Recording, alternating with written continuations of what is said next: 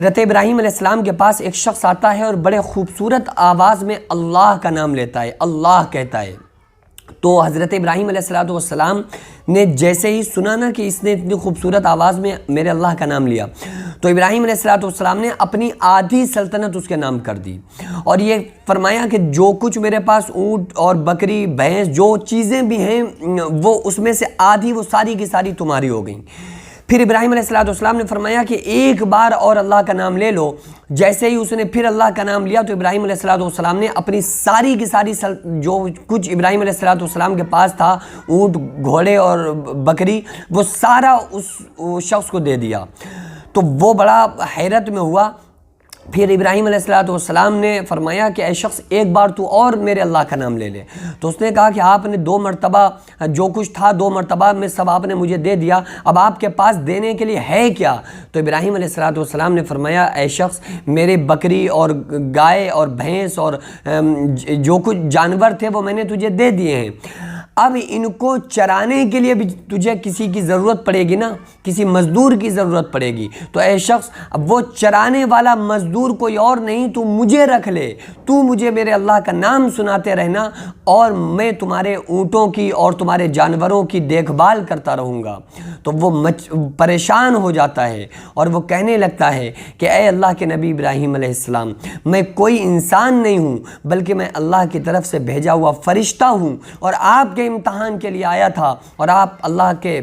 طرف سے لیے گئے امتحان میں پاس ہو گئے۔ اب آپ یہ دیکھیے کہ ابراہیم علیہ السلام سب کچھ اللہ کے نام پر سب کچھ عطا فرما دیا، اور آج اللہ کے نام پہ دیتے ہی کون کسے کیا ہے؟ آپ دیکھیں نا کہ اللہ کے نام کا سوالی اگر دروازے پر آتا ہے تو ہم کہتے ہیں کہ بابا معاف کرو، اب اس نے اللہ واسطے سوال کیا، ہم کہتے ہیں 1 روپیہ نہیں ہے ہمارے پاس، ہم کہتے ہیں معاف کرو، اور ابھی پھٹکر نہیں ہے، ہم کہتے ہیں معاف کرو، مطلب 1 روپیہ دینے سے اچھا معافی مانگنا پسند کر لیتے ہیں۔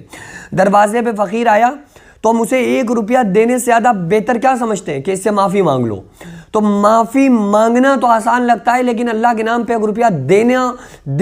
دینا مشکل پڑتا ہے ہم کو، اور کہہ دیتے ہیں کہ چلو بابا چھٹے نہیں ہیں، آگے بڑھ کے دیکھو۔ تو میرے بھائی ٹھیک ہے ان کی عادتیں خراب ہوں گی، اگر عادت خراب ہونے کی وجہ سے آپ نہیں دے رہے ہیں تو بڑی اچھی بات ہے، لیکن اچھا ان میں بھی اس کو بھی اچھی طرح سے سمجھ لو کہ کن لوگوں کو ہمیں دینا چاہیے، کن لوگوں کو نہیں دینا چاہیے۔ کچھ ایسے فقیر ہوتے ہیں جن کا خاندانی کام ہوتا ہے کہ بھئی باپ دادا مانگتے چلے آ رہے ہیں، تو وہ لوگ ان کا کام یہ ہے کہ بھئی ہمارا کام کیا ہے، دھندا کیا ہے، بس کام یہ ہے کہ مانگنا۔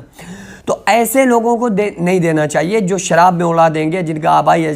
سب کچھ ہونے کے ساتھ ساتھ وہ مانگ رہے ہیں، بھیک مانگ رہے ہیں، ایسے لوگوں کو نہیں دینا چاہیے۔ آقا علیہ السلام نے فرمایا کہ بھوکے بادشاہ کو کھلا دو لیکن پیٹ بھرے فقیر کو مت دو۔ اگر آپ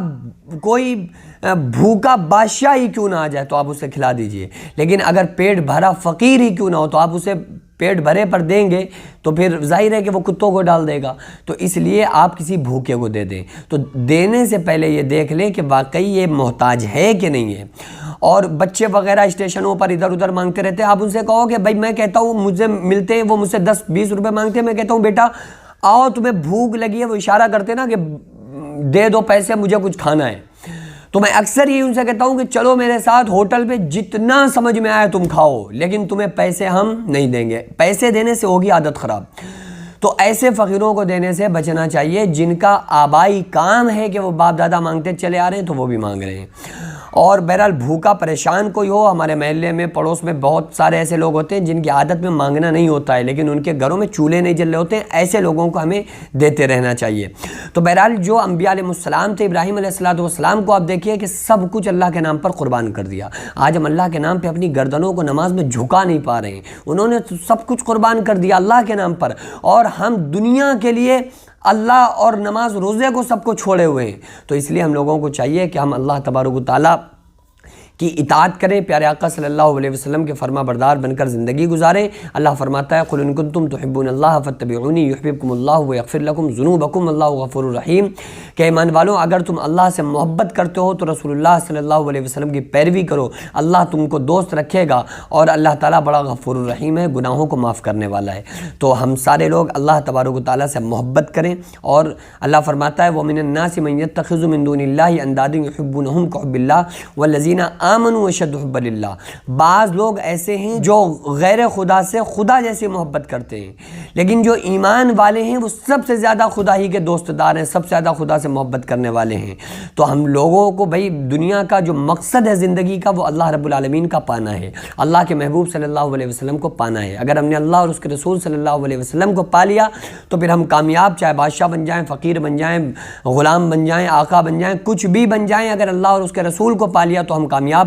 اور اگر اللہ اور اس کے رسول صلی اللہ علیہ وسلم کو نہیں پایا تو پھر چاہے بادشاہ بن جائیں، کروڑ پتی بن جائیں، کھرب پتی بن جائیں، پیسے والے بن جائیں یا فقیر ہو جائیں، ہم ناکام ہیں۔ دنیا میں سب سے بڑا جو مقصد کامیابی جو ہے وہ اللہ اور اس کے رسول صلی اللہ علیہ وسلم کو پانا ہے۔ اللہ رب العالمین سے دعا ہے اللہ تبارک و تعالی ہم تمام لوگوں کو شریعت مطہرہ کا پابند بنائے۔ وما علینا الا البلاغ۔ السلام علیکم ورحمۃ اللہ وبرکاتہ۔